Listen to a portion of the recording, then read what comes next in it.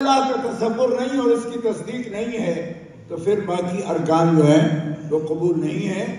بنیادی چیز عقیدہ توحید ہے، الہ کا تصور ہے، اور ہمارا جو الہ ہے اس کو یہ پسند ہے کہ اس کے بندے ایسی مقدس عبادات کریں، ان کے اندر کوئی لغو نہیں، ایسا کوئی فعل نہیں ہے جس کا کوئی مطلب نہ ہو، اور جو ایک اللہ کے پسندیدہ طریقے پر نہ ہو۔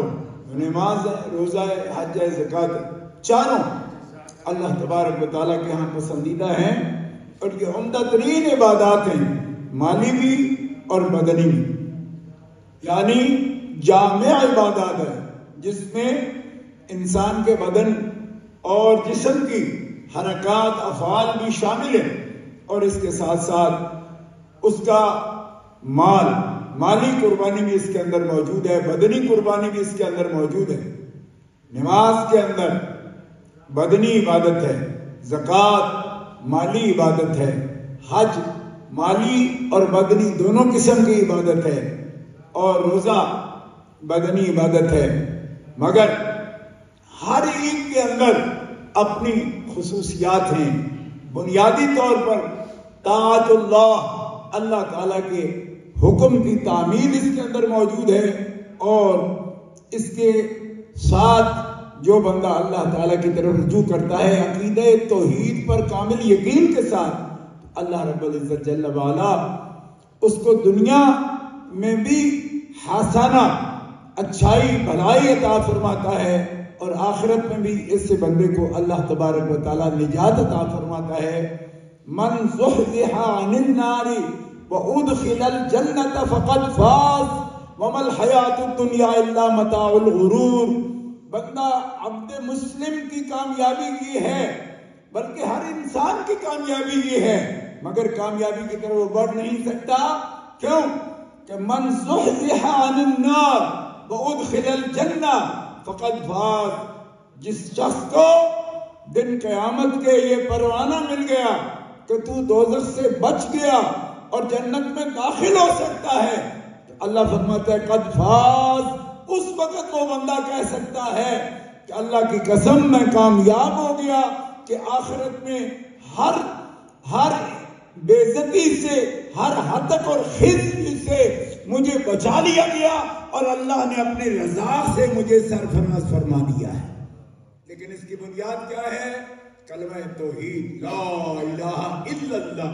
سچائی کے ساتھ ایک دفعہ بھی زندگی میں کسی نے پڑھ لیا، جامع ترمذی میں یہ حدیث موجود ہے، رسول اللہ صلی اللہ تعالی علیہ وسلم کا ارشاد گرامی ہے، من قال لا الہ الا اللہ، جس نے حضور قلب کے ساتھ زندگی میں ایک دفعہ کہہ دیا کہ میرا مالک اور میرا خالق، میرا الہ اللہ ہے، حضور فرماتے ہیں اس کے بعد اگر اس ایک کلمے کو اس نے سنبھال لیا اپنے پاس، اس کے خلاف کچھ نہیں کیا زندگی میں، تو صرف ایک دفعہ کا پڑھا ہوا کلمہ بھی اس کو دوزخ سے بچا سکتا ہے اور جنت عطا فرما سکتا ہے۔ یہ جتنا بھی ہم کلمہ شریف پڑھتے ہیں، پھر کچھ اور بھی پڑھتے ہیں، کچھ کہتے رہتے ہیں، اور زبان سے کچھ اور بھی بولتے رہتے ہیں، ایسے اعمال بھی کرتے ہیں جو اچھے نہیں ہوتے، پسندیدہ نہیں ہوتے، اس کی وجہ سے ہماری قبولیت میں فرق پڑتا ہے۔ ورنہ حضور نے فرمایا ایک مقام پر جس نے صرف رب سے ڈرتے ہوئے باوجود قدرت کے ایک گناہ چھوڑ دیا، صرف ایک گناہ، صرف رب کی حضوری کے ڈر سے کہ رب مجھے دیکھ رہا ہے، اس نے چھوڑا، اور اس کیفیت کو برقرار رکھ لیا اپنے دل میں، یہ ایک گناہ چھوڑنا بھی بندے کو جنت میں پہنچا سکتا ہے۔ لیکن ہم ہیں اس درجے کے مسلمان کہ جن کا وآخرون اعترفوا بذنوبهم خلطوا عملا صالحا وآخر سیئا، یہ دوسرے درجے کے مسلمان ہیں۔ 11واں سپارہ پہلے سابقون الاولون ہے، اور دوسرا آخرون کون ہے؟ اعترفوا بذنوبهم، جو مانتے ہیں کہ ہم کوئی بہت اللہ سے ڈرنے والے اور بالکل نیکیاں کرنے والے نہیں، اعترفوا بذنوبهم، یہ مانتے ہیں کہ ہم بہت گناہگار ہیں، فرمایا خلطوا عملا صالحا وآخر سیئا، کبھی یہ نیکی کرتے ہیں کبھی برائی کرتے ہیں. یہ مسلمان دوسرے درجے میں. پہلے درجے میں کون ہے؟ والسابقون الاولون من المہاجرین والانصار والذین اتبعوہم بإحسان رضی اللہ عنہم ورضوا عنہ. یہ پہلا درجہ ہے. اللہ ان سے راضی ہے، وہ اللہ سے راضی ہیں، اور وہ کوئی عمل ایسا نہیں کرتے جو ان کو اللہ سے دور کرتے، بلکہ ہر عمل ایسا کرتے ہیں جو ان کو خدا کے اور خدا کی رضوان کے قریب کرنا چلا جاتا ہے. اور اعترفوا بذنوبہم، یہ مانتے ہیں کہ ہم تو گناہگار. خلطوا عملا صالحا، ان کے خلط ملط عمل ہے ملاوٹ والے، ایک نیکی ایک برائی، ایک نیکی ایک برائی. فرمایا یہ بھی مایوس نہ ہوں. کیوں؟ ان کے لیے میں نے رمضان بھی رکھا ہے، لیلۃ القدر بھی رکھی ہے، عشرہ رحمت بھی رکھا ہے، عشرہ مغفرت بھی رکھا ہے، عشرہ عتق من النار بھی رکھا ہے. جتنا بھی گناہگار بندہ آئے میرے پاس، جتنے بھی گناہ کا بوجھ لے کے آئے گا، فرمایا اگر رمضان المبارک کی مقدس ساعتوں میں اسے توبہ نصیب ہو، صدق دل سے وعدہ کرے کہ آئندہ میں غلط ملط نہیں کروں گا، عمل میں خالص راہ چلوں گا، ان اللہ یغفر الذنوب جميعا.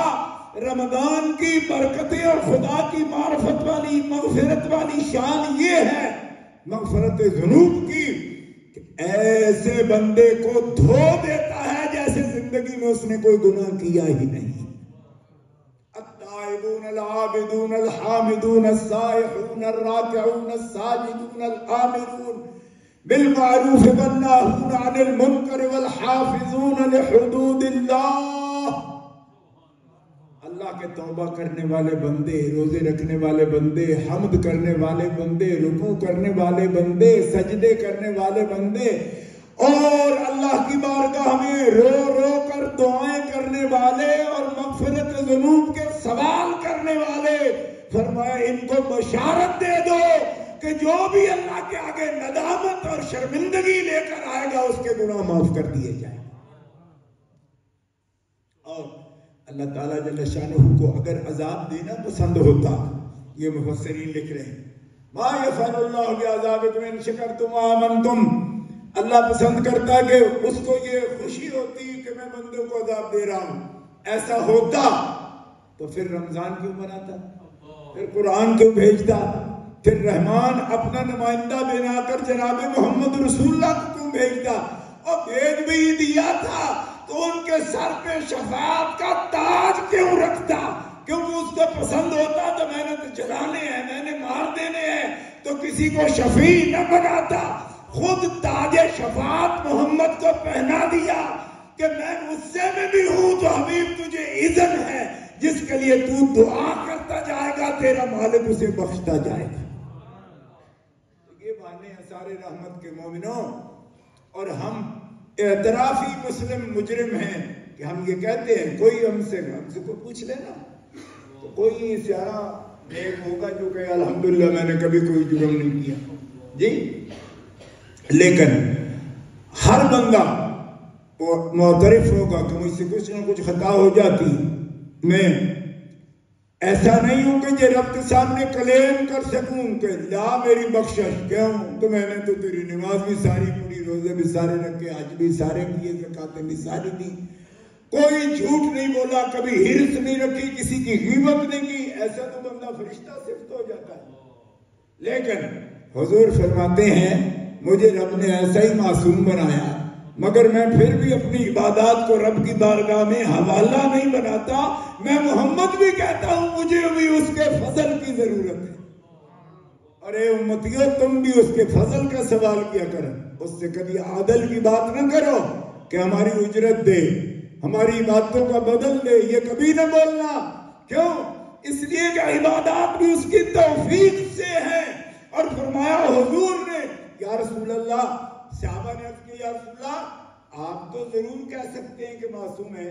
فرمایا ہاں اللہ نے مجھے معصوم بنایا، مگر اس پر بھی میں رب کے فضل کا سوال کرتا ہوں، میں بھی اس عدل کا سوال نہیں کرتا. اور یہ بڑا فلسفہ ہے، بڑی احادیث ہے. میاں صاحب رحمت اللہ علیہ نے، چھوٹی شریف والوں نے کتنے سادہ سے کہ عدل کریں تھے تھر تھر کمن اچھیاں شانہ والے تے فضل کرے تے بخشے جاون میں ورگے منہ کالے. تو وہ تو نیک متقی پرہیزگار تھے، مگر ہمیں وہ آرزو کرنے کا سلیقہ، وہ منہ کالے نہیں تھے الحمدللہ، وہ روشن چہرے والے تھے، بخشے ہوئے تھے. مگر ولیوں کی یہی شان ہوتی ہے، جس درجے پر بھی نیکی پر چلے جاتے ہیں اللہ کے سامنے عاجزی اختیار کرتے ہیں. یہی رسول اللہ نے ہمیں سکھایا کہ خدا سے فضل مانگو، کبھی بدل نہ مانگو. کیوں کہ تمہاری ساری نیکیاں تو اس کی ایک نعمت کا بھی بدلہ نہیں بن سکتی. یہ اس کا فضل ہی فضل ہے کہ انبیاء و مرسلین سے لے کر اولیاء کاملین و شہداء تک بھی بدل نہیں مانگ رہے، بلکہ عرض کرتے ہیں یا اللہ اپنے فضل سے ہماری کشتی کنارے لگا دے. تو مومنین کرام، یہ رمضان المبارک ہے، یہ شہر رمضان ہے جو جلا ڈالتا ہے. اس کا معنی میں شامل ہے، جلاتا ہے کس کو؟ فرمایا جو صدق دل سے تقوی اختیار کر لے اور توبہ اختیار کر لے، اس کی بدیاں گناہ جلا ڈالتا ہے، اس کا خرمن گناہ کا جلا ڈالتا ہے، اور اس کے پاس صرف خدا کی توفیق رہ جاتی ہے اور خدا کا فضل رہ جاتا ہے. رمضان پہلے عشرے سے ہی رحمت ہے، درمیانہ عشرہ اس کا مغفرت ہے، اور آخری تو اس کو من النار ہے.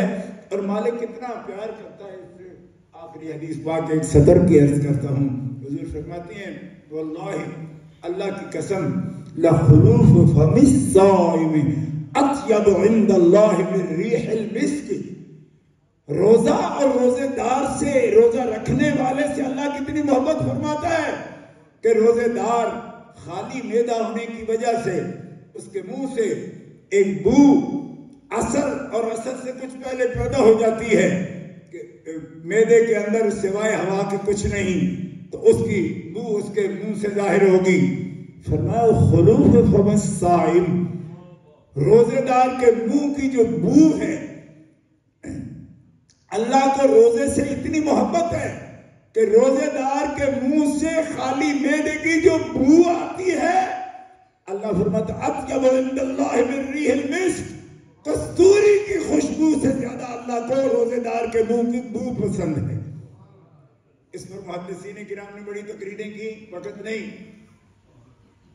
لیکن محدثین فرماتے ہیں کہ دیکھو بو تو کبھی خوشبو نہیں ہوتی ہے، لیکن محبت ایک ایسی کیفیت ہے کہ محبت ہو جائے تو بو بھی خوشبو لگتی ہے. جیسے بچہ ہے، اس کی ریگ بہتی ہے منہ سے، تو کسی کا بچہ ہوگا تو آپ زیادہ سے زیادہ محبت سے بھی پوچھ دیں گے اور کہیں گے اس کو صاف کرو. لیکن ماں سے پوچھو، اس کی ریگ پہ اپنے منہ میں لے لیتی، منہ میں لیتی ہے. کیوں؟ اس کو ناپسند نہیں. فرمایا بو کبھی خوشبو نہیں ہوتی، مگر روزے دار کو سے اللہ کو اتنی محبت ہے کہ فرمایا میرے لیے جب تو نے سب کچھ ہوتے ہوئے خواہشات سے رکا رہا سارا دن، اب تیرا جذبہ صادق یہ ہے کہ تیرے مالک کو تیرے منہ کی خوشبو، بو کستوری کی خوشبو سے بھی زیادہ پسند ہے. اسی سے اپنے اعمال کی قرب خداوندی کا آپ اندازہ کر سکتے ہیں. اللہ تعالیٰ جل شانہ وعز اسمہ ہمیں اپنا قرب خاص عطا فرمائے، اور رمضان المبارک کو انہی اداؤں سے گزاریں جن اداؤں سے اللہ کے حبیب گزارتے ہیں.